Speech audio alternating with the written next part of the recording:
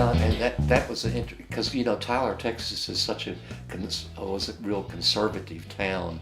They had that really nice museum building, and I got the feeling they never really tried to do very much. But the director, had the foresight to try something like showing our work, there. And I always thought it was kind of a bizarre kind of contrast, like if it was in Dallas, you had people that were more supportive of the art and stuff.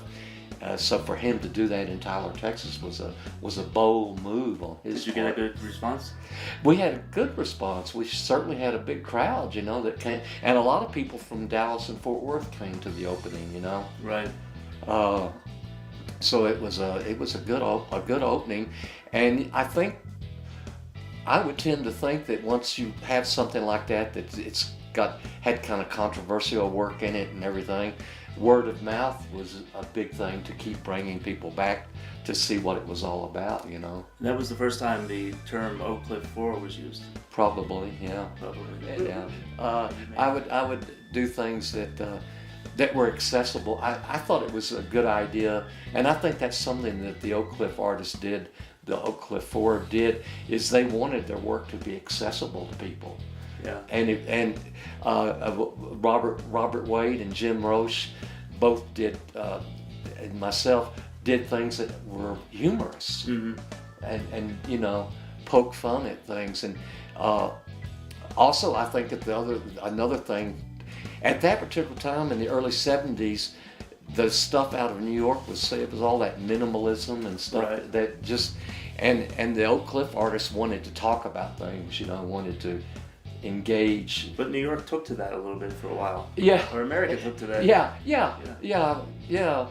They did eventually. As I said, this is an image out of a surrealist film, where the artist is having this nightmare kind of thing, and he's falling into the wall, and actually it's a pretty good movie.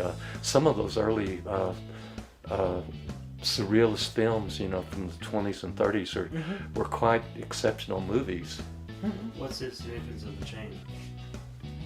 What's the significance of the chain? It's kind of like well, you can read into it what you want to, but it might imply that you're kind of chained to this whole environment, media and this whole linoleum environment that I have created is kind of like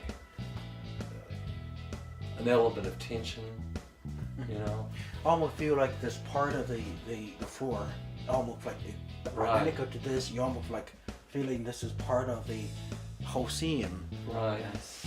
And that particular shirt is so vintage, so 80s.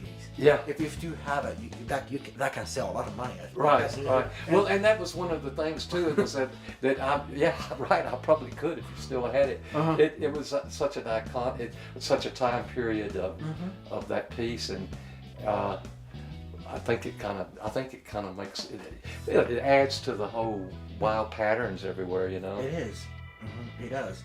And you said that you decided just to paint it that way because you're not afraid. It is something, this particular painting kind of reflect a certain period of time. Right, and there's nothing wrong with that. I was,